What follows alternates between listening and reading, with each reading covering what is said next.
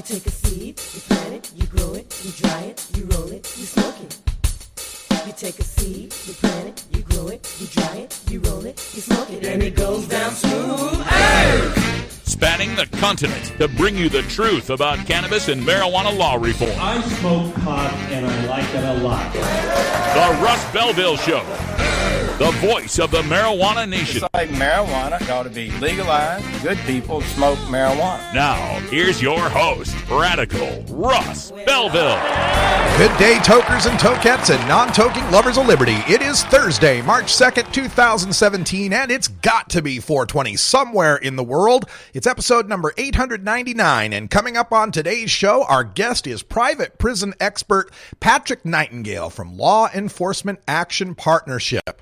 In our Cannabis Focus today, we'll be taking a look at Attorney General Jeff Sessions and how he may have committed perjury during his confirmation hearings on a question from Senator Al Franken. In our drug war data mining, we'll take a look at evolving marijuana policies all around the world. And in the Radical Rant, we take a look at comments from MPP's head Rob Campia, who's the latest ostrich to fluff industry donors, telling them not to worry about the Trump administration cracking down on marijuana. And in hour two, we go in depth on the Jeff Sessions, Donald Trump, and Russia news. But first, let's get to the cannabis headline news. Covering the latest headlines in consumer cannabis, medical marijuana, and industrial hemp. Now your marijuana headlines in 4 minutes and 20 seconds. This is Cannabis News. This is your Cannabis Headline News for Thursday, March 2nd, 2017. Attorney General Jeff Sessions indicated in a press conference this afternoon that he will recuse himself in any investigation over Russian interference in the 2016 U.S. presidential elections, just hours after top Republicans said he should do just that. House Oversight and Government Reform Committee Chairman Jason Chaffetz, a Republican of Utah, tweeted early Thursday that, quote, AG Sessions should clarify his testimony and recuse himself. Later, Senator Rob Portman, Republican of Ohio, said in a statement, quote, Jeff Sessions is a former colleague of mine and a friend, but I think it would be best for him and for the country to recuse himself from the DOJ Russia probe, end quote. House Majority Leader Kevin McCarthy, Republican of California, also initially said during an appearance on MSNBC's Morning Joe that Sessions should bow out. The comments from prominent Republicans follow revelations that Sessions met with the Russian ambassador during election season. Under oath in front of the Senate Judiciary Committee for his confirmation hearing in January, Sessions had said that he had not met with any Russian officials. Senators from 8 states that have legalized the recreational or medical use of marijuana are asking Attorney General Jeff Sessions to uphold the Department of Justice's existing enforcement policy toward states with voter-approved marijuana laws. Massachusetts Democratic Senators Elizabeth Warren and Edward Markey were among those who signed the Thursday letter.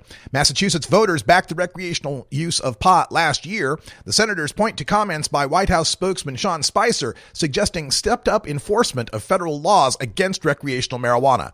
Signatories also include Senators Michael Bennet of Colorado, Brian Schatz of Hawaii, Catherine Cortez Mastro of Nevada, Cory Booker of New Jersey, Ron Wyden and Jeff Merkley of Oregon, Patty Murray and Maria Cantwell of Washington, and the lone Republican Senator Lisa Murkowski of Alaska. Colorado is moving ahead with its first-in-the-nation attempt to allow marijuana clubs, but the measure that passed a Republican State Senate committee Wednesday evening doesn't go as far as some marijuana activists hoped. The bill would allow on-site marijuana consumption at private clubs in willing jurisdictions, and those clubs may allow indoor pot smoking despite health concerns about indoor smoking. But the bill is far from allowing a statewide network of pot clubs. For one, it would allow any jurisdiction to ban them, same as they currently prohibit retail pot sales. Also, the bill does not permit pot clubs to serve alcohol or food. More than 80% of Danes are in favor of legalizing the medical use of cannabis, a new survey has found, increasing the chance that a pilot scheme planned for next year will lead to an end to prohibition. The survey by Analyze Denmark found that only 5% of people in Denmark opposed medical cannabis, with the remainder saying they did not have an opinion. Denmark plans from January 1st next year to launch a 4-year trial, which will allow a defined patient group to be treated with medical cannabis after an agreement was reached in the Danish Parliament last November. The Danish Medical Authority has put forward multiple sclerosis, chronic pain, spinal cord injuries, and chemotherapy-induced nausea and vomiting as eligible ailments. Peruvian President Pedro Pablo Kaczynski has proposed legalizing medical marijuana in the latest pivot away from decades-old restrictions on drug use in Latin America. It is unclear if the right-wing opposition-controlled Congress will pass Kaczynski's proposed legislation, which would allow marijuana to be imported and sold in Peru for medical reasons and could permit domestic production after 2 years. An Ipsos poll showed 65% of Peruvians favor legalizing medical marijuana, and another 13% back legalizing the drug for recreational use. If the bill is passed, Peru would follow neighboring Chile and Colombia in legalizing the medical use of marijuana. Mexico's Senate has approved a bill to permit the use of medical marijuana, while Uruguay has fully legalized cannabis from seed to smoke. A 119-year-old international organization that develops voluntary standards for items ranging from children's toys to commercial spaceflight could soon do the same for cannabis operations. ASTM International on Tuesday launched a volunteer committee on cannabis to discuss and develop standards in areas such as personnel training, cultivation, security. Officials and committee members told The Cannabist. This has been your Cannabis Headline News for Thursday, March 2nd, 2017. I'm Russ Belville.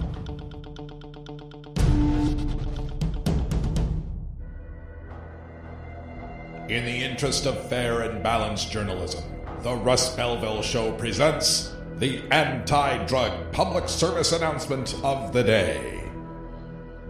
They said half a hit of E would be fun.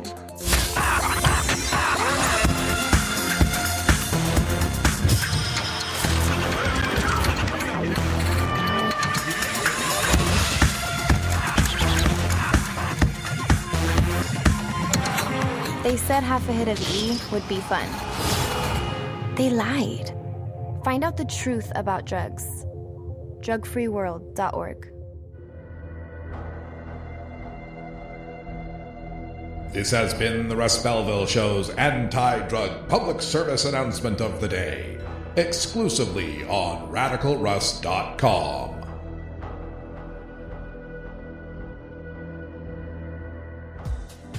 The Russ Belville Show is proudly sponsored by the Marijuana Business Association. The MJBA, called by NBC News the Cannabis Chamber of Commerce, is the fastest-growing business association in the fastest-growing industry in America. I've been working with the MJBA for years, and I personally invite you to join the MJBA. MJBA also publishes the popular MJ Headline News on Facebook and the MJNewsNetwork.com, and Marijuana Channel 1 on YouTube. Visit mjba.net for more details.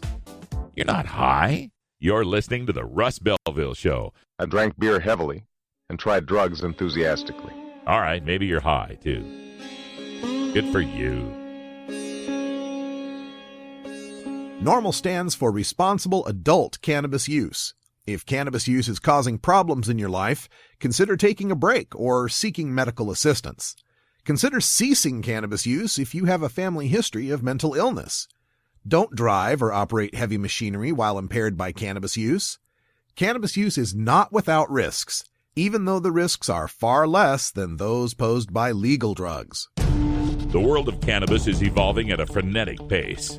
The Russ Belville Show gets behind the headlines to take a deeper look at breaking news in our Cannabis Focus. Today in the Cannabis Focus, we are taking a look at the bombshell revelations late last night and early this morning that Attorney General Jeff Sessions may have perjured himself in his testimony to the Senate during his confirmation hearings for the position of Attorney General. We'll go into great detail about the connections between Donald Trump and Russia and his surrogates, speaking to various Russians during the campaign. We'll cover that all in hour 2. We'll go really in depth about it.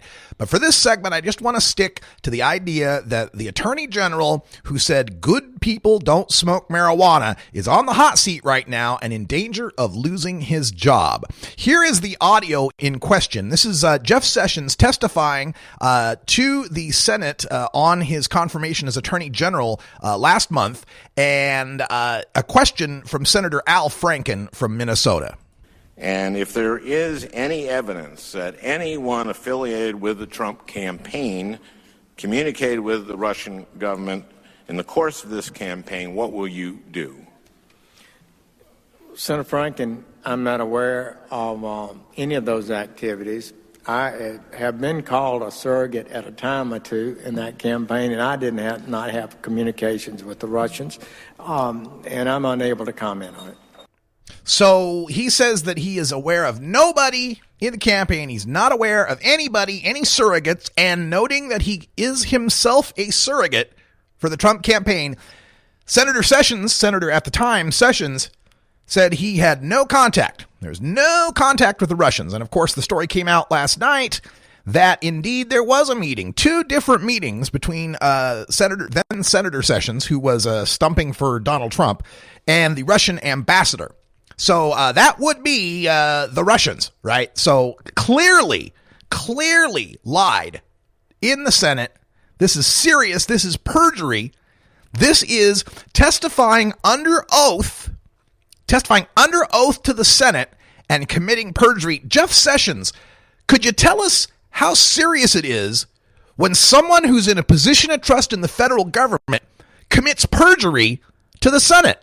I am concerned about a president under oath being alleged to have committed perjury. I hope that he can rebut that and prove that did not happen. I hope he can show he did not commit obstruction of justice and that he can complete his term. But there are serious allegations that occurred. And in America, and Supreme Court and the American people believe no one is above the law. Of course, that was audio from about 2 decades ago when Senator Jeff Sessions was so concerned about then-President Bill Clinton perjuring himself before the Senate in discussions of the Monica Lewinsky affair. And that was just a president getting a blowjob from an American, somebody that could not blackmail him for that, could not extort anything. We are talking about Russians here that may have damning evidence and videotape and connections and collusions with the President of the United States. So if perjury was a big deal for an Oval Office blowjob, then perjury's got to be a much bigger deal when we're talking about Russian interference in our electoral system. And the ability of the Republicans to try to brush this away, try to sweep it under the rug, is stunning to me at this time. Let me give you some more audio just to remind you how serious Republicans think it is. Now, Jeff Sessions came out this afternoon and had a press conference just about a couple of hours ago where he tried to deny that he did anything wrong in his answer with Senator Franken. This is what he had to say. Let me be clear. I never had meetings with Russian operatives or Russian intermediaries about the Trump campaign. Never had meetings with Russian intermediaries or Russian about the Trump campaign, right? So there's a lot of wiggle room there. Is the ambassador an intermediary? Is there discussions about something other than the Trump campaign, what he's talking about here? Why is it that you said, Senator Sessions, at Attorney General Sessions, why did you say at the time to Al Franken that you had no knowledge of anybody in the campaign, including yourself, being involved? And that's what got my attention as he noted it was the first, it's just breaking news. And it got my attention, and that is the question I responded to. Let's go back. Listen to the question yourself and see if that makes any sense. And if there is any evidence that anyone affiliated with the Trump campaign communicated with the Russian government in the course of this campaign, what will you do? So keep in mind, this isn't even saying that the question from Senator Franken wasn't even about whether or not Sessions had any contact with the campaign, with the Russians. He was saying if they find anybody in the Trump campaign who had contact with the Russians, an open-ended question, what would you do? It was Sessions who volunteered that he was a surrogate, and it was Sessions who volunteered that he had no idea that anybody, including himself, had any involvement with the Russians. But he continues to try to weasel out of it. This is more from his press conference earlier today. I did not respond by referring to the 2 meetings, one very brief after a speech, and one with 2 of my senior staffers, professional staffers, with the Russian ambassador in Washington. My reply to the question of Senator Franken was honest and correct as I understood it at the time. See, this is Senator Sessions, Attorney General Sessions, trying to set up a no mens rea sort of defense, trying to set up that he didn't intend to lie. He thought that what he was saying was true at the time. Come on now, Senator Sessions. Come on now, Attorney General Sessions. We're not buying that one bit. And he tried to downplay, the reporters there at the press conference were allowed to ask a couple of questions. He tried to downplay his meeting with the Russian ambassador, saying that they weren't really talking about anything serious. But I do remember saying I'd gone to Russia with a church group in 1991, and he said he was not a believer himself, but he was glad to have church people come there. Oh, you didn't talk about anything serious. We shouldn't make anything out of you going and talking to the Russian ambassador at the same time that the Russians are hacking into the DNC, hacking into the Democratic Party, John Podesta, that 17 out of 17 of our intelligence agencies say the Russians were tampering with our election or trying to. The fact that you then met with the Russian ambassador during the election while this was going on, we shouldn't make anything of that because you were just talking about, just chit-chat, just normal stuff, that you went to Russia once as a lad when you were part of a church group, right? Just small talk. There was nothing serious going on there. Well, folks, I seem to recall a similar situation. If you remember, during the election, we also had a situation where the current Attorney General at the time, who was Loretta Lynch, was in Phoenix, Arizona. She was getting ready to leave on her plane. And do you remember when Bill Clinton showed up? Bill Clinton showed up on the tarmac there and requested a special meeting with Attorney General Lynch at the same time that the Department of Justice was investigating whether or not there was some impropriety there in Hillary Clinton's email servers. This is a letter that was signed onto by Senator Sessions. It was also signed onto by Rudy Giuliani and a bunch of others. But Sessions signed on to this. Let me just read from this. It says, Attorney General Lynch and former President Clinton met on the Phoenix, Arizona tarmac days before Secretary Clinton was to be interviewed by the FBI for possible criminal activity. It has been reported that her staff ordered witnesses not to take pictures and no one was present during their 39-minute conversation. General Lynch never recused herself from decisions on the Clinton investigation after her self-admitted mistake, as it has also been reported that she continues to deny the FBI the authority to convene a grand jury, which is necessary for any meaningful investigation. Why should any spouse of a Secretary of State be permitted ever to receive 1 cent from a foreign entity? Blah, blah, blah. And continues on that she should recuse herself. That General Lynch continues to exert control of a matter that she should have assigned to another official. And they were very, very upset about that. And they closed by saying, it is time to do what should have been done long ago. Appoint a special prosecutor. Appoint a special prosecutor to deal with the case of Loretta Lynch, the Attorney General at the time, meeting with President Clinton. Now, you may recall that Attorney General Lynch defended herself in that case by saying, well, we talked about the grandkids. We talked about grandkids and we just had some chit chat and there was no big deal. And the Republicans were furious. The Republicans didn't believe that for a second.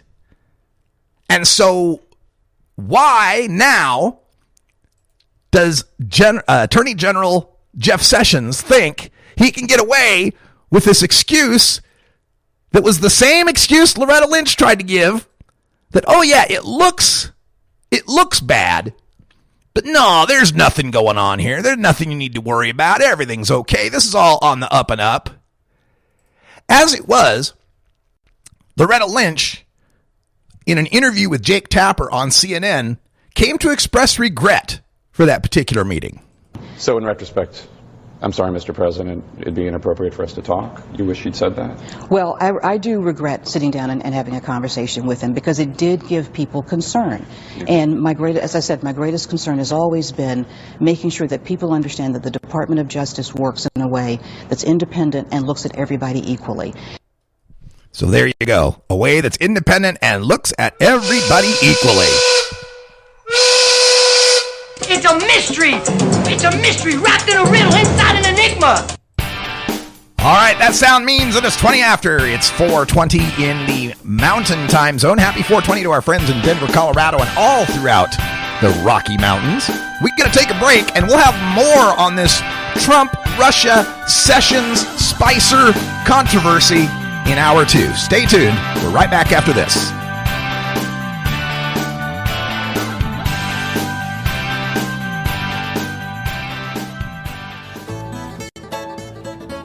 New beginner guitars and banjos are often constructed much better than ones built before your time. Why struggle? Get a new instrument or fix the old one. The trusted professionals at the Fingerboard Extension will evaluate your instrument for free. Repairs are priced for people who work for a living. Stop by the Fingerboard Extension downtown Corvallis at 120 Northwest 2nd Street today, or check out its inventory on the web at fingerboardextension.com. You're not high. You're listening to the Russ Belville Show. THC levels in marijuana snacks are so high they could kill children and pets. Okay, maybe you're high too.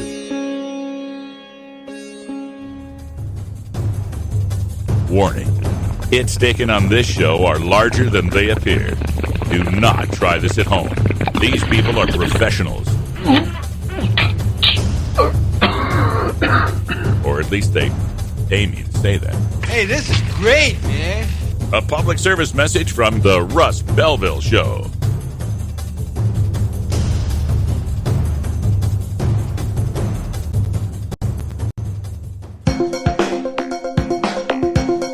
Promoting the end of adult cannabis prohibition is easy because we have facts, science, reason, compassion, evidence, truth, and logic on our side. It's even easier when researchers catalog it all for us. Learn how to gather the facts on marijuana use, arrests, seizures, rehabs, drug tests, and more on this edition of Drug War Data Mining. Well, while the United States seems to be in the throes of a reboot of the Just Say No 1980s, the rest of the world is moving on without us. Numerous countries across the globe are adopting recreational and medical marijuana policies. We want to take a short look at that. In our cannabis headline news, we already pointed out how the Danish government is moving forward on a 4-year pilot plan for medical cannabis, and a new poll shows that 80% of Danes support this pilot plan. They support the idea of medical marijuana. And we also talked about the country of Peru, which is moving forward on the possible legalization of medical cannabis. Here are some other countries that are taking the lead now, as the United States is currently kind of in limbo, waiting to see what happens from the Trump administration. From the nation of Israel, they legalized medical marijuana back in 1992, and they are currently the global leader in medical cannabis research. Their Ministry of Health is treating tens of thousands of patients. They recently took steps to decriminalize recreational marijuana, and soon minor possession will likely just result in fines rather than a criminal record. Our neighbor to the north, Canada, has a federal medical cannabis program. They've been running it for more than a decade. And in 2016, the federal courts upheld a patient's right to grow cannabis at home, saying that the federal proposal to require all cannabis to be purchased through the mail by federal producers was, quote, not in accordance with the principles of fundamental justice. Of course, Canadian Prime Minister Justin Trudeau campaigned on the legalization of marijuana, but some critics are complaining that he is dragging his feet on that. He says within the next 24 months there should be legalization happening. The nation of Uruguay, of course, has legalized commercial adult marijuana in 2013, trying to fight organized crime. And to do so, they made sure that the price of government weed in Uruguay is cheap as hell. It's $1 a gram in Uruguay. Now, you do have to consider, though, the nation of Uruguay is only growing 3 strains, and these 3 strains have been particularly genetically identified as the legal Uruguayan strains. So they did that in order to prevent Paraguayan growers and underground growers from flooding the market with other cannabis, with cannabis that's not grown and approved by Uruguay. So the type of cannabis you have can make a huge difference. If you've got something other than those 3 approved strains, you could be in big trouble. In Australia, they have legalized recreational marijuana. They're working on details on how that is going to work. The Australian Health Minister, Greg Hunt, announced that imported medical marijuana will be made available to patients within weeks. And again, I think that's a typo in the story. I don't think Australia has legalized recreational. I think this is a legalization of medical cannabis. We reported yesterday on the state of Victoria in Australia receiving imports of Canadian cannabidiol to treat its patients. So I do believe that the story is about medical. And of course, in the Netherlands, people have known that to be a marijuana-tolerant nation for a long time, but people have misunderstood, thinking that marijuana was completely legal in Holland, and that's not true. The Dutch government merely tolerates recreational cannabis consumption in coffee shops. So it's just a tolerance proposal. It's still technically illegal, and there is no legal way for people to cultivate and sell cannabis to those businesses. So this has always been the Dutch paradox, that it's legal to go into a coffee shop and smoke the stuff, but the people who want to grow it and sell it to those shops are committing federal crimes when they do so. But that could be changing soon. This month, Dutch lawmakers voted to permit cultivation. Looks like there's a good chance that we'll finally get past this Dutch paradox and have full legalization in the Netherlands. And in Mexico, they are moving forward to legalize medical marijuana and decriminalize adult use. President Enrique Peña Nieto spoke about limiting prohibition during a United Nations drug summit. But the problem in Mexico is there's not a whole lot of public support for legalization. It's up to 37%. That's not very good when we're talking about trying to pass legalization. And what you'll find in Mexico, Latin America, Central America, and South America is a very religious population, a poor population usually, very Catholic-oriented, that still believe a lot of the war on drugs mantras, a lot of the ideas that drugs are a moral issue. Speaking of countries that find drugs to be an extreme moral issue, here are some you may not want to visit if you're a regular cannabis consumer. In Japan, possession for recreational use is illegal. You can get up to 5 years prison for that. In Malaysia, possession of 7 ounces or more is punishable by death.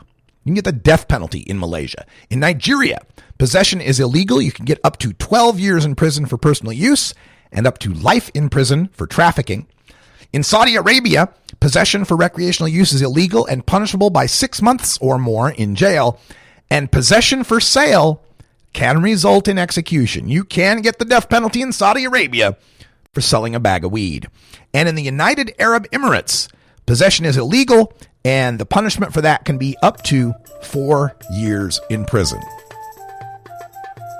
That's a look at the countries throughout the world that are moving forward or backward on marijuana policies. When we come back, we'll be speaking to our guest from Law Enforcement Action Partnership. It's Patrick Nightingale, and we're going to be talking about the rise or the reboot of the private prison industry. Stay tuned. You're listening to The Russ Belville Show on RadicalRuss.com.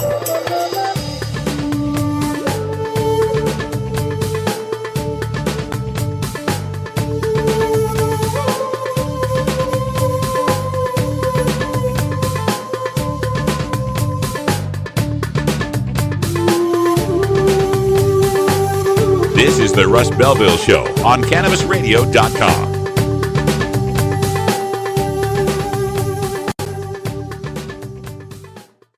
Hey everybody, it's Radical Russ here from 420 Radio, inviting you to be like me and get your ink done at Lucky Horseshoe Tattoo, Fort Worth's most female-friendly, clean, sterile, awesome tattoo shop. Thomas and his crew are true artists who can design you a custom piece or use a design you bring in. Lucky Horseshoe Tattoo also offers all styles of tattooing as well as piercings and all-around fun. In the DFW area, stop by Lucky Horseshoe Tattoo and tell them Radical Russ sent you. Trust me, it'll feel awesome. You're not high. You're listening to the Russ Belville Show. Well, when the president does it, that means that it is not illegal. Okay, maybe you're high, too.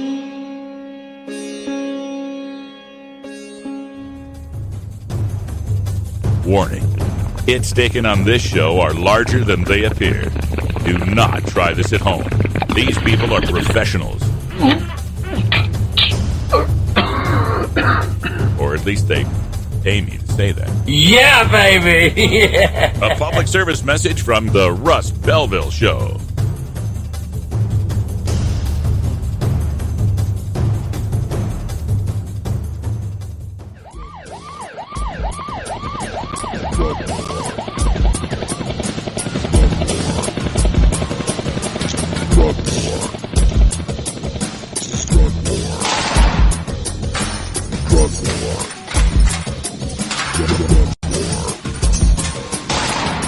One of the most disturbing elements of the Prohibition War is how it's made police the enemy of otherwise law-abiding cannabis consumers. Fortunately, one group of police officers knows the futility of prohibition and reaches out to educate the community and current law enforcement. Today, the Russ Belville Show visits with another speaker from Law Enforcement Against Prohibition with one clear message. Cops say legalize drugs. Welcome back, everybody. 31 after the hour, and again, we haven't updated the introduction yet, so I want to remind you that the group LEAP, that used to be Law Enforcement Against Prohibition, is now called Law Enforcement Action Partnership, and that doesn't mean they're abandoning the fight against the war on drugs. They're just expanding it. They're expanding their mission to include other aspects of police reform, of criminal justice reform. And so we're going to be expanding this segment as well to talk about other aspects of our criminal justice system. And joining us to discuss one of these aspects, we've got Patrick Nightingale from Pennsylvania joining us. Patrick, welcome to the show. Why, thank you very much, and thank you for having us on. You know, as we embrace our new mission as law enforcement action and moving forward with addressing some of our additional issues. Yes, and one of the issues that has been of concern to me and many cannabis consumers is the use and the rise of private prisons in America. The idea that we would incarcerate people and a company would make profit off of that. And of course, that profit motive then leading to states wanting to make sure people get arrested. And that, of course, provides incentive to keep punitive marijuana laws. So give our listeners a little bit of background on the rise of private prisons and what's happening now in that arena. You know, obviously, there are, financial pressures, budget pressures on states when it comes to incarceration, when it comes to criminal justice, when it comes to dealing with incarceration of prisoners. And one of the options that, arose during the war on drugs, during the time of mandatory sentences, when we literally saw a skyrocketing of our prison population, was that private entities could take this burden off of government. It's something that we have seen time and time again, with varying degrees of effect. Sometimes government is appropriate for running a program. Sometimes it's not. So privatization, worked its way into the criminal justice reform arena and said, listen, we can help you save money. We can run prisons at a much more efficient rate than you are doing. We don't have to have prison unions. We don't have to have correction officers and this and that and the other thing. We can do it cheaply. And that was very, very attractive. And it resulted in, organizations such as the Corrections Corporation of America, which is now rebranded as Core Civic, but allowing them to come forward and say, we can do this cheaper, and getting contracts with both states and with the federal government to literally house either pre-trial detainees or in some respects, people who have been sentenced. But the issue is that Core Civic, what had been Corrections Corporation of America, it's a publicly traded organization. There are shareholders who have a profit stake in making sure that these corporations are successful. And in anticipation of this interview, I was doing a little bit of research, and I saw that one, hedge fund trader made $40 million on the election once President Trump was elected, because the stock market said they're going to, turn their back on the Obama reforms and the Obama restrictions on private prisons. And, suddenly it became much more profitable to put Americans in cages. And that is, what is at the core of our concern about this, is that there is literally a profit motive to ensure that there is a certain prison population. That is the antithesis of liberty, and it's certainly the antithesis of innocent until proven guilty. Absolutely. What are some of the consequences of these private prisons? I mean, they said they could run them cheaper, but they haven't been running them better, I understand. Allow me to share a little bit of experience from my profession. I'm a criminal defense attorney. I do federal criminal work. Most federal detainees in my area in Pittsburgh, the Western District of Pennsylvania, are housed at a private prison in Youngstown. It's called the Northeastern Ohio Correctional Center. And unfortunately, what that results in is a concentration of individuals who are facing the exact same types of charges, the ability of these individuals to, work very hard to subvert our ability to effectively represent them, and, literally the sharing of what should be otherwise confidential information that, greatly inhibits my ability to represent my clients. Literally, you have a concentration of federal prisoners in a situation that makes it very, very difficult for criminal defense attorneys to effectively represent them. We have been complaining about it, literally for years, but it's cheaper, it's easier. The Marshals Service doesn't have the ability to house these detainees in other local jails and correctional facilities, and we're stuck with this level of de facto concentration. One of my bigger concerns moving forward is what is the role that private prisons are going to be in an expanded effort of immigration prosecution and drug prosecution. The Attorney General has said that he intends to crack down on the federal marijuana laws.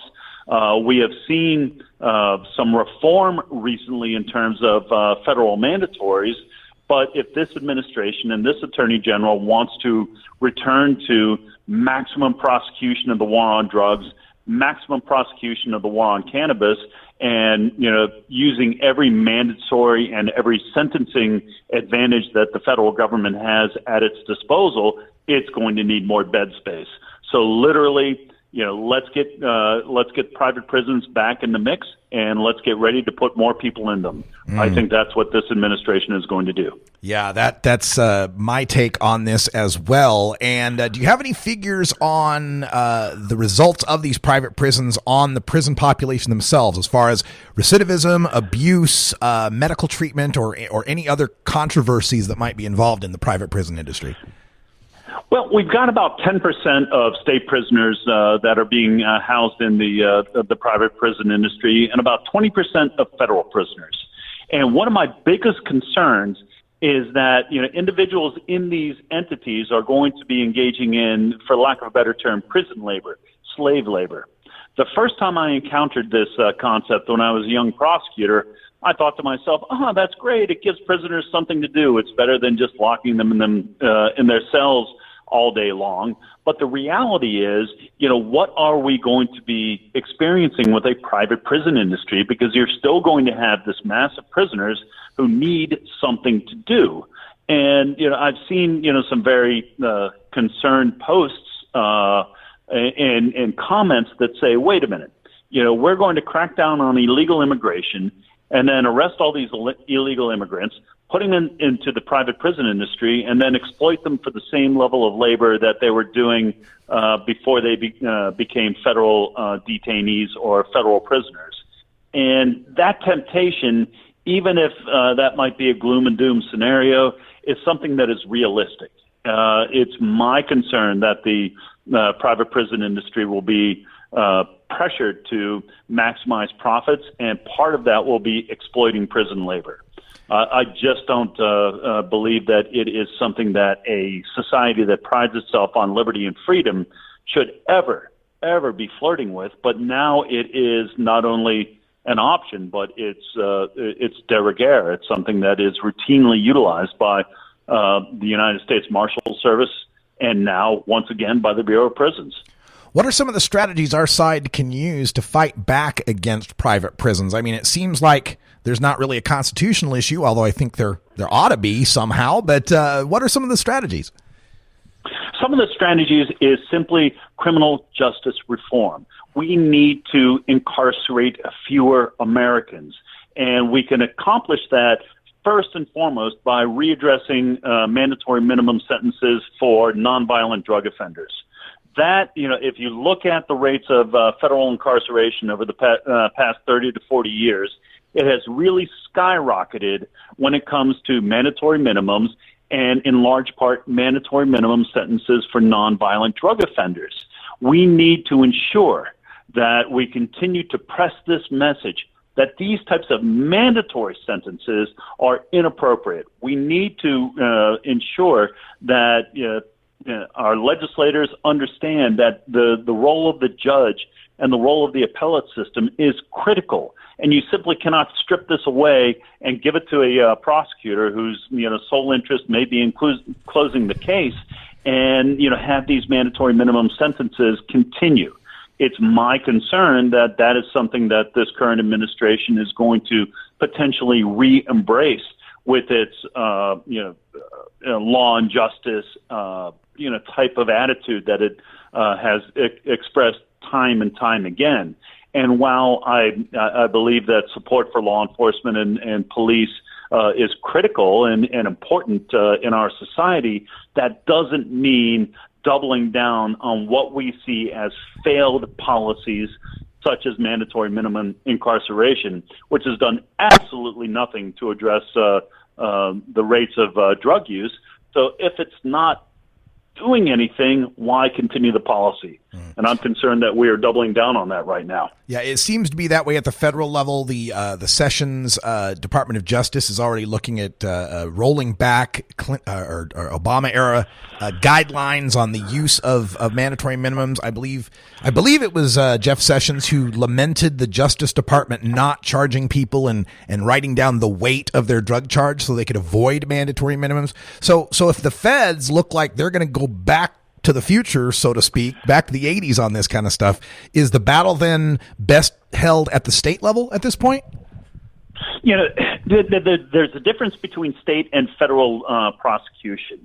If your offense conduct warrants federal prosecution, there's nothing that we at the state level can do to prevent that from going up to the feds, so to speak. So I think it's necessarily two-tiered. Number one, work on criminal justice reform on the local level. Continue to work on eliminating mandatory minimums on the state level, simply because that makes sense and that keeps fewer people out of the federal or out of the state system. On the federal level, we need to engage our federal representatives and our senators and to push back. Not just a little bit, but to push back significantly, because it's my concern that this administration is going to simply outsource this to Jeff Sessions and say, hey, Jeff, do whatever the hell you want to do with it. And the next thing you know, Sessions is going to repeal any of the Holder administration's or the Lynch administration's policies on when to charge mandatory minimums, when to double those mandatory minimums with what's called Rule 851, which is notice of a prior criminal conviction. When to bring in what we call the low-hanging fruit, people who are otherwise the absolute least on the in the conspiracy, the mule who's caught delivering the narcotics or whatever. There are many ways which this administration can very easily roll back any of those criminal justice reforms. And now us federal practitioners are going back to telling our clients they're looking at a 20-year mandatory simply because when they were 18, they hustled a small amount of weed or a small amount of cocaine and picked up a felony possession for with intent charge. So, we've got to address this on both state and federal levels. But on the federal level right now, we potentially have our back against the wall. Everybody's against us. Yeah, well, the good news may be that Attorney General Sessions might find himself a little too busy to deal with us, given these new charges of perjury that might be surfacing in his confirmation hearings. But that means that we might get somebody else in his place, maybe a Chris Christie. Who knows what might happen, but we're just going to have to remain vigilant. One quick question before we let you go.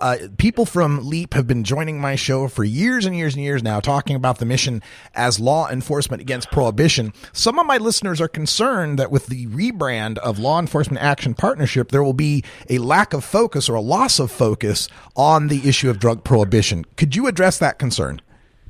Oh, absolutely. There will be no lack of focus or reduction of focus on drug policy reform. It's just that we've found that our ability to communicate that message is so much larger. Think about civil asset forfeiture for one thing. That goes hand in hand with our approach to drug reform, and I think that it is something where our mission needs to be able to expand to address these issues. Mandatory minimum sentences, criminal justice reform. It's not that we're moving away from our mission of drug policy reform, but we're embracing all aspects of drug policy reform to make sure that we have the ability to speak with a consistent and coherent voice on all of these issues. So you can reassure your listeners that we're not moving away from that mission. We are embracing that mission and expanding that mission. Yeah, it seems to me it addresses all of the things that happen in the war on drugs, from the stop and frisk that begins the encounter to the mandatory minimum sentence that ends the encounter and the private prison where the person gets stashed and all of that. So I'm really excited about it. Yeah, and so are we, and thank you very much for giving us the opportunity to continue to reach out to your audience. No, really appreciate that. The website is still leap.cc, leap.cc, but now it's Law Enforcement Action Partnership, and they're bringing on many, many more speakers. So if you want someone to come talk about criminal justice reforms, including ending the war on drugs in your local area for your event, contact them at leap.cc. Patrick Nightingale, thank you so much for the work you do helping federally accused suspects, and continue the good work on the private prison issue. All right, thank you very much, Russ. Have a great evening. All right, when we come back, we'll have time for our Radical Rant, taking a look at MPP's Rob Campia's comments about the Sessions comments and the Spicer comments when we return. This is the Russ Belville Show on CannabisRadio.com.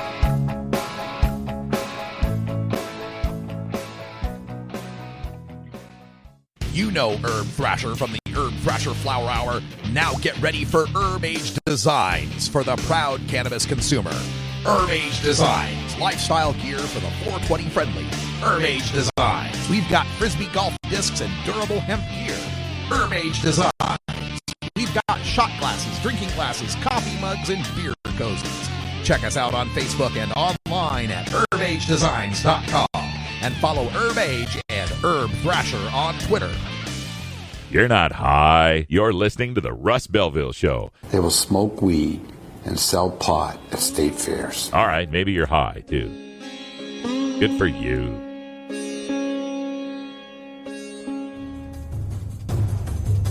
Warning. Hits taken on this show are larger than they appear. Do not try this at home. These people are professionals. Or at least they pay me to say that. Cool. A public service message from the Russ Belville Show.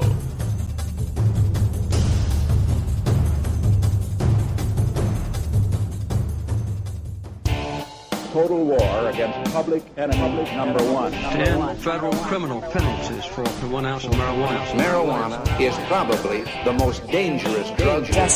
Legalization is just another word for surrender. I experimented with marijuana and didn't inhale. This is not medicine. This is a Cheech and Chong show. Encourage people to use less drugs. I am ill.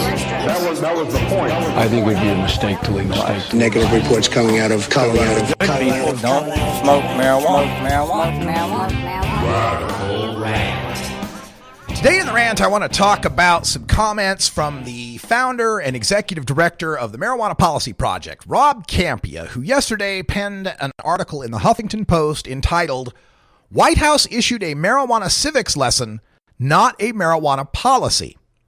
And he is referring to the comments from White House Press Secretary Sean Spicer back on February 23rd that began this worry from many of us in the marijuana media. This is his original comments. You said you will see greater enforcement of it? I would refer you to the Department of Justice. No, I know what I think, and that's what I said. But I think the Department of Justice is the lead on that. It is something that you should follow up with them, but I believe that they are going to continue to enforce the laws in the books with respect to recreational marijuana. So that was Sean Spicer saying that there was going to be a clear difference between recreational and medical marijuana, and that there would be greater enforcement of the law.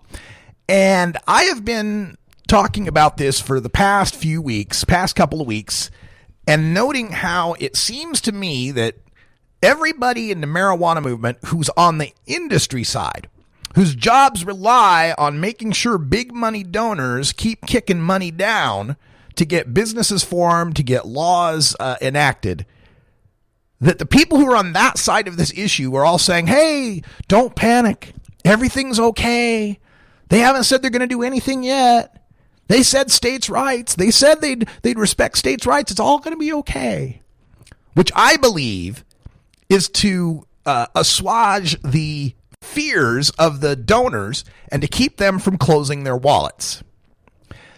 On the other hand, those of us who are on the reform side, those of us on the patient side, the medical side, those of us who are dealing with the people who get charged with the marijuana crimes, our hair's on fire. We're freaking out because we've heard this story before. We lived through Nixon and the tough on crime era. We lived through Reagan and the just say no era. We know that when these people talk disparagingly about marijuana, they mean it, and they mean to do something about that. But according to Campia, he says, quote, he did not articulate any new policy positions for the administration, which was good because Donald Trump entered the White House with the best position on marijuana policy of any incoming president in modern history. Most notably, he has repeatedly said that states should be able to establish their own marijuana policies without contradiction. He has also expressed support for legal access to medical marijuana, which Spicer mentioned. This is that same head in the sand, ostrich position that says, oh, don't worry, Trump said states' rights, it's all cool. Neglecting to note that states' rights could also mean a state's right not to have legal marijuana pouring across its border from another state. A story coming out of Indiana today. WAVE News 3 in Indiana, headline, large southern Indiana marijuana bust leads officers to California. Clarksville, Indiana, a drug operation worth more than $6 million is leading investigators to California for the largest marijuana bust in the town of Clarksville's history.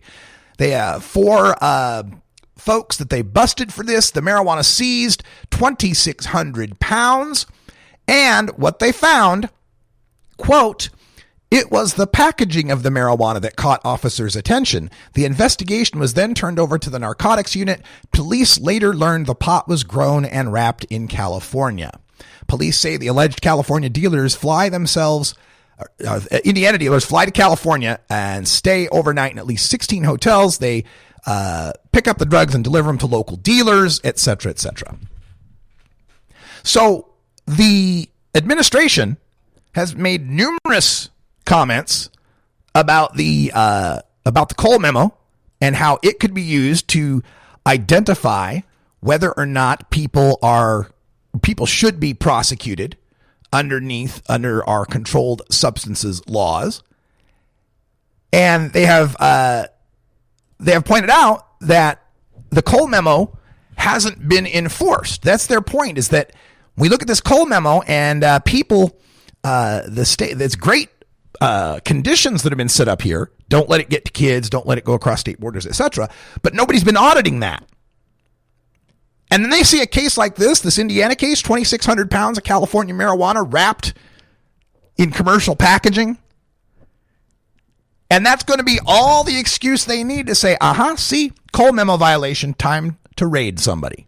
Time to seize their assets. Time to start slapping some cuffs on.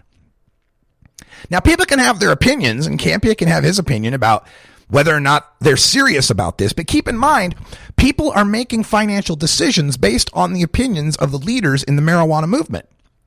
People are deciding whether or not to quit their jobs, leave their homes, move to other states, establish new businesses, invest their life savings in these operations. And I think it is just a disservice to not give people the full truth with the benefit of experience in context and let them know this is the riskiest time in the past 10 years to be betting on the growth of the marijuana movement. I'm not saying it won't happen. I'm just saying be honest about the risk here.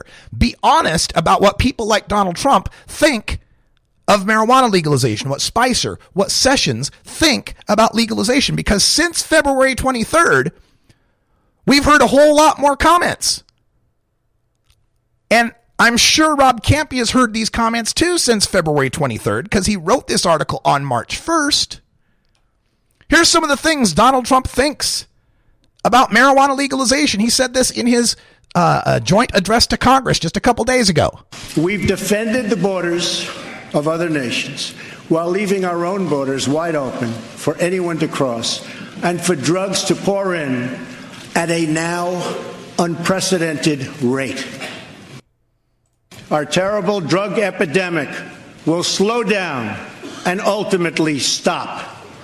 I have further ordered the Departments of Homeland Security and Justice, along with the Department of State and the Director of National Intelligence, to coordinate an aggressive strategy to dismantle the criminal cartels that have spread all across our nation. We will stop the drugs from pouring into our country and poisoning our youth, and we will expand treatment for those who have become so badly addicted.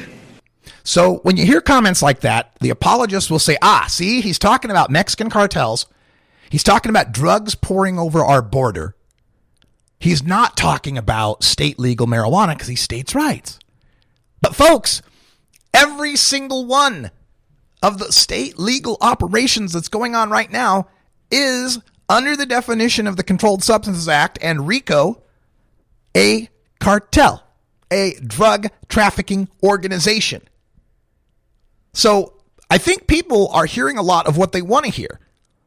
And until they hear a, yes, we're absolutely going to bust recreational marijuana shops or recreational marijuana grows, until they hear that, they're going to keep imagining that they're not hearing anything bad about marijuana legalization from Donald Trump.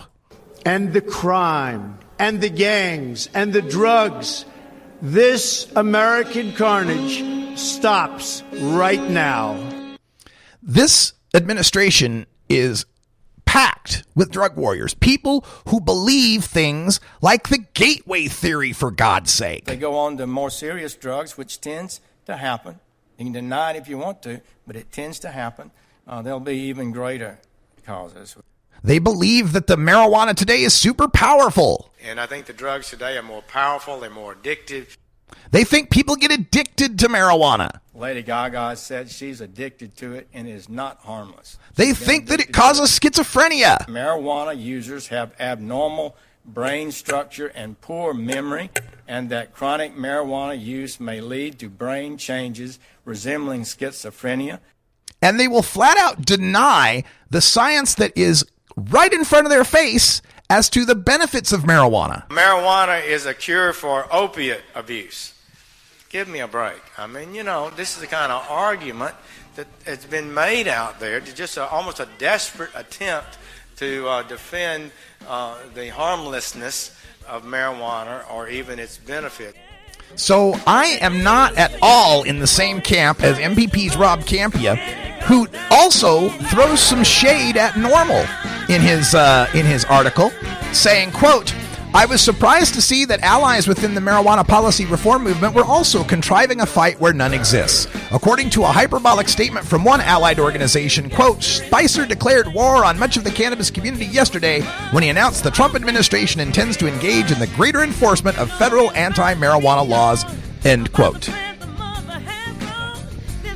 Throwing shade at NORML. Well, I got a lot of other things I could say about that, but we're out of time for our podcast. Live listeners, stay tuned here on RadicalRuss.com. And until next time, take care of each other, tokers. This is the Russ Belville Show. The Russ Belville Show is blogging and podcasting daily at RadicalRuss.com. You take a seed, you plant it, you grow it, you dry it, you roll it, you smoke it. You take a seed, you plant it.